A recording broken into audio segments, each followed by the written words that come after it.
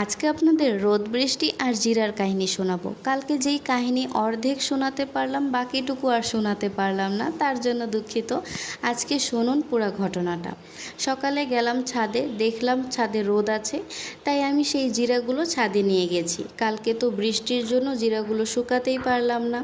আজকে ভাবলাম হয়তো শুকিয়ে যাবে, কিন্তু আজকেও একই অবস্থা, একবার রোদ ওঠে একবার বৃষ্টি, মানে অন্ধকার হয়ে আসে। বৃষ্টি তেমন নামে নেই, কিন্তু অন্ধকার অন্ধকার হয়ে থাকলেও তো এই জিরাগুলো আর শুকাতে পারবে না। এটাই হচ্ছে আমার বড় কষ্ট, আমি কিভাবে এই জিরাগুলো শুকাবো। আর এদিকে চান্দা মাছের শুটকিগুলো শুকাতে দিয়েছি, এগুলো প্রায় শুকিয়ে গেছে, তাও আর কি ছাদে একটু দিয়ে রেখেছি। আর এই দেখুন আকাশের অবস্থা আজকেও কীরকম অন্ধকার হয়ে আছে। যখন রোদ ওঠে তখন বলি আল্লাহ কেন বৃষ্টি দেয় না, আর আজকে অন্ধকার হয়ে আছে এখন বলি আল্লাহ কেন রোদ দেয় না। আমার জিরাগুলো আমি কিভাবে শুকাবো।